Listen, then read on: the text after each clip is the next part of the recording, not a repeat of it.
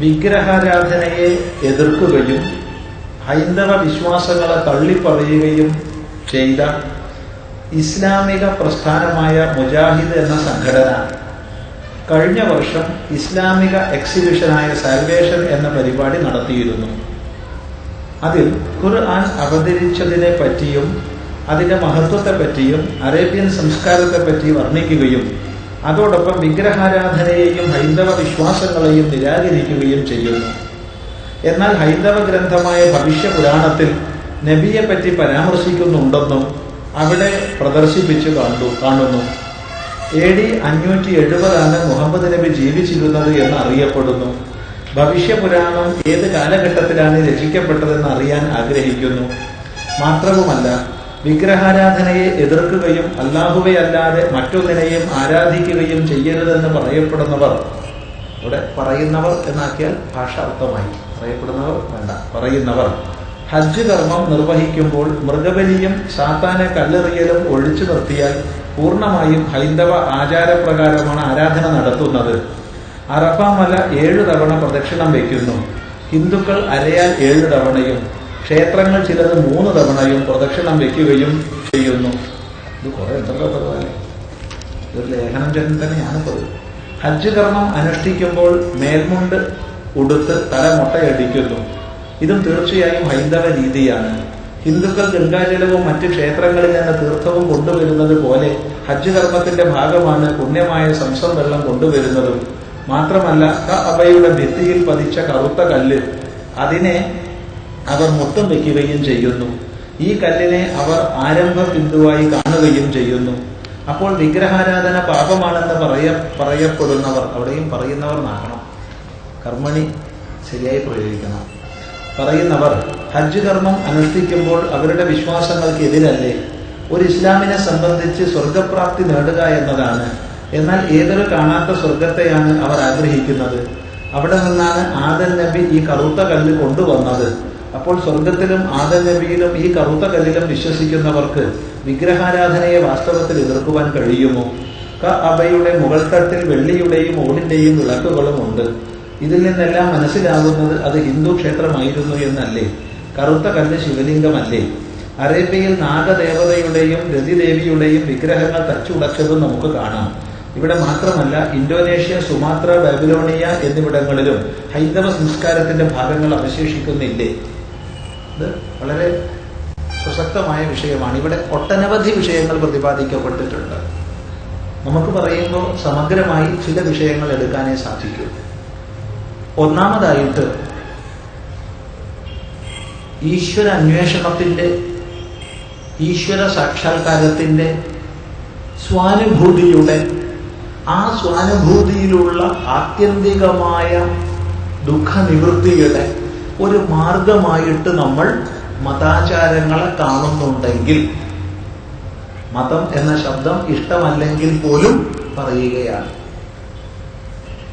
ധർമ്മം എന്ന ശബ്ദമാണ് ഇഷ്ടം എങ്കിലും പറയുകയാണ്, മതാചാരങ്ങളെ കാണുന്നുണ്ടെങ്കിൽ സാമാന്യ യുക്തിയും സത്യസന്ധതയുമുള്ള ആർക്കും തന്നെ വിഗ്രഹാരാധനയെ എതിർക്കാൻ കഴിയില്ല. ആരെങ്കിലും വിഗ്രഹാരാധനയെ എതിർക്കുന്നുണ്ടെങ്കിൽ എന്താണ് വിഗ്രഹാരാധന എന്ന് പോലും അറിയാതെയാണ് ചെയ്യുന്നത്. സംശയമില്ല. കാരണം ഒരു മതം പോലും ഏതെങ്കിലും പ്രകാരത്തിൽപ്പെട്ട വിഗ്രഹത്തെ സ്വീകരിക്കാത്തതായി ലോകത്തിൽ അവതരിപ്പിക്കപ്പെട്ടിട്ടില്ല. നിസ്സംശയം പറയാം. ഏതെങ്കിലും പ്രകാരത്തിൽപ്പെട്ട വിഗ്രഹം എന്ന് പറഞ്ഞാൽ വിശേഷേണ ഗ്രാഹയതി ഇതി വിഗ്രഹ എന്നാണ് വിഗ്രഹ ശബ്ദത്തിന്റെ നിരുക്തി.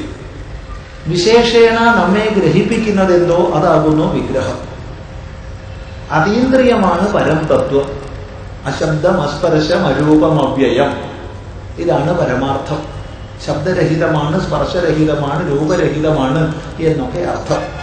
പക്ഷേ ഇപ്രകാരമുള്ള ആത്യന്തികമായ അതീന്ദ്രിയമായ തത്വത്തെ അനുസന്ധാനം ചെയ്യാൻ പ്രാഥമിക തലത്തിലുള്ള മനുഷ്യ മനസ്സിന് കഴിയില്ല. എന്തെങ്കിലും ചില ഉപാധികളുടെ സഹായം അനിവാര്യമാണ്. അതിന് നാമപ്രതീകങ്ങളും രൂപപ്രതീകങ്ങളും രണ്ടു തരം പ്രതീകങ്ങളെ ആചാര്യന്മാര് തന്നു. ഇനി നാമം രൂപം എന്നത് മാത്രമല്ലാതെ മറ്റ് ഗന്ധത്തെയും രസത്തെയും ഒക്കെ സ്വീകരിക്കാം, സ്പർശത്തെയും ഒക്കെ സ്വീകരിക്കാം, അതിന് വിരോധമില്ല. അതായത് മനുഷ്യന് ഇന്ദ്രിയങ്ങളിലൂടെ മാത്രമേ ലോകത്തെ അനുഭവിക്കാൻ കഴിയൂ. ഇന്ദ്രിയങ്ങളിലൂടെ അനുഭവിച്ച തലത്തിനനുസരിച്ച് മാത്രമേ വിചാരം ചെയ്യാനും സാധിക്കൂ. അപ്പോൾ അതീന്ദ്രിയമായ തത്വത്തെ ഇന്ദ്രിയ സഹായത്തോടു കൂടി മനുഷ്യൻ അനുസന്ധാനം ചെയ്യുന്നു. ശ്രദ്ധിക്കുക, അല്ലാതെ അതീന്ദ്രിയമായ തത്വത്തെ അനുസന്ധാനം ചെയ്യാൻ കഴിയില്ല. ഇതിനായിക്കൊണ്ട് എല്ലാ ആചാര്യന്മാരും എല്ലാ ദേശങ്ങളിലും എല്ലാ കാലങ്ങളിലും നാമപ്രതീകങ്ങളെയും രൂപപ്രതീകങ്ങളെയും തന്നിട്ടുണ്ട്. ഈശ്വരൻ എന്തെങ്കിലും ഒരു പേര് എല്ലാ മതങ്ങളിലും എല്ലാ ആചാര്യന്മാരും പറയുന്നുണ്ട്. ആ പേരിനാൽ ഈശ്വരൻ പരിമിതനല്ലല്ലോ. ഈശ്വരൻ പേരിനാൽ പരിമിതനാണെങ്കിൽ അവനോട്ട് ഈശ്വരനല്ലല്ലോ. ചിന്തിക്കുക. നാമത്താലും രൂപത്താലും പരിമിതമായ എല്ലാം സാംസാരികമാണ്, പരിച്ഛിന്നമാണ്, അല്പമാണ്, നശ്വരമാണ്, നശിക്കുന്നതാണ്. അപ്പോൾ നാമത്താൽ ഈശ്വരൻ പരിമിതനാണെന്ന് പറഞ്ഞാൽ അവൻ അനീശ്വരനാണെന്ന് വരുന്നുണ്ട്. എങ്കിലും എന്തെങ്കിലും പേരുപയോഗിച്ച് ഈശ്വരനെ വിളിക്കാറുണ്ട്. വിഷ്ണുവെന്നോ ശിവനെന്നോ അല്ലാഹുവെന്നോ യഹോവയെന്നോ എന്തെങ്കിലും പേര് കൊണ്ട് വിളിക്കാറുണ്ട്. എന്തിനാണ് പേര്? ആ പേരിനാൽ ലക്ഷീകരിക്കപ്പെടുന്ന തത്വത്തെ അനുസന്ധാനം ചെയ്യാൻ കഴിയും. ഈ നാമപ്രതീകങ്ങൾ എല്ലാവരും സ്വീകരിക്കുന്നുണ്ട്. അതുപോലെ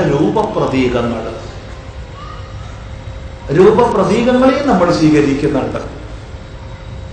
എല്ലാ മതങ്ങളിലും സ്വീകരിക്കുന്നുണ്ട്. ഏതെങ്കിലും പ്രകാരത്തിൽപ്പെട്ട രൂപപ്രതീകങ്ങളെ എല്ലാവരും ഒരുപോലെ സ്വീകരിക്കുന്നു എന്നല്ല പറഞ്ഞത്. ഏതെങ്കിലും പ്രകാരത്തിൽപ്പെട്ട, അതില്ലാത്തൊരു മതവും ഇല്ല. ഇവിടെ ശിവലിംഗം തുടങ്ങിയത്, വിഷ്ണു വിഗ്രഹം തുടങ്ങിയത്, ഏത് ദേവതയ്ക്കായാലും ചില വിശേഷ ആകാര സങ്കല്പങ്ങളോടുകൂടിയ വിഗ്രഹങ്ങളുണ്ട്. ആ കാണുന്ന കല്ല് ശിവനാണെന്ന് നമ്മൾ ആരും പറഞ്ഞിട്ടില്ല. ആ കാണുന്ന കല്ലാണ് വിഷ്ണു എന്ന് ആരും പറഞ്ഞിട്ടില്ല. അതിലൂടെ നാം വിഷ്ണുവെ കാണുകയാണ്. വിഗ്രഹത്തെ അല്ല നമ്മൾ പൂജിക്കുന്നത്, വിഗ്രഹത്തിലൂടെയാണ് നമ്മൾ പൂജിക്കുന്നത്. വിഗ്രഹത്തെ ആരും പൂജിക്കാറില്ല, വിഗ്രഹത്തിലൂടെയാകുന്നു പൂജിക്കുന്നത്.